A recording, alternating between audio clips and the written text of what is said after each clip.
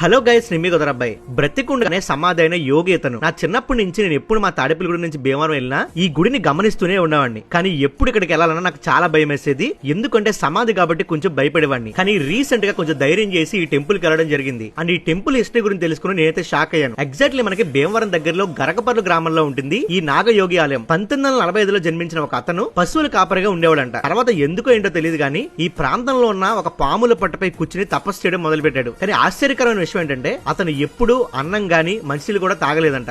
రోజుకి ఒక్కసారే పాలు తాగేవారంట, అది కూడా చాలా తక్కువగా. కానీ అతను ఎలా ఉండేవారో మాత్రం ఎవరికి అంత చిక్కని ఆశ్చర్యంగా మిగిలిపోయింది. తర్వాత 1963లో ఇక్కడ ఒక గుడి అయితే కట్టించారు. అప్పుడు కూడా అందరి భక్తులు అతను ముందు కూర్చుని భజన చేసినా గానీ అతను ఎప్పుడు కాలువలోకి వెళ్లి స్నానం చేసి వచ్చేవారో ఎవరికి అంత చిక్కని రహస్యంగా ఎప్పటికీ మిగిలిపోయింది. ఇప్పుడు మీరు వీడియోలో చూస్తున్న పొజిషన్ ఏదైతే ఉందో అదే పొజిషన్ లో ఎప్పుడు అతను తపస్సు చేసుకుంటూ ఉండేవారంట. 1986లో తనకి తానే సమాధి చేయమని అడిగితే బతికుండగానే అతనికి సమాధి అయితే కట్టారు. కానీ పైన ఒక చిన్న రంధ్రం పెట్టమన్నారు, దాని నుంచి పాలు పోయమన్నారు రోజుకి ఒక్కసారి. కనీసం గాలి కూడా చాలా తక్కువ ఉండే ఆ పర్టికులర్ సమాధిలో కొన్ని సంవత్సరాల వరకు పాలు పోసేవాళ్ళంట. అప్పటికి కూడా అతను బతుకున్నట్టుగా లోపల నుంచి ఓం అనే శబ్దం వినపడేదంట. ముఖ్యంగా ఇక్కడ శివరాత్రి సెలబ్రేషన్ చేస్తే చాలా బాగా చేస్తారు. అండ్ భీమవరం ఫ్రెండ్స్ ఎవరైతే ఉంటారో వాళ్ళకి తెలియదు, తప్పకుండా షేర్ చేయండి. అండ్ మన పేజ్ ని ఫాలో చేయడం అస్సలు మర్చిపోవద్దు.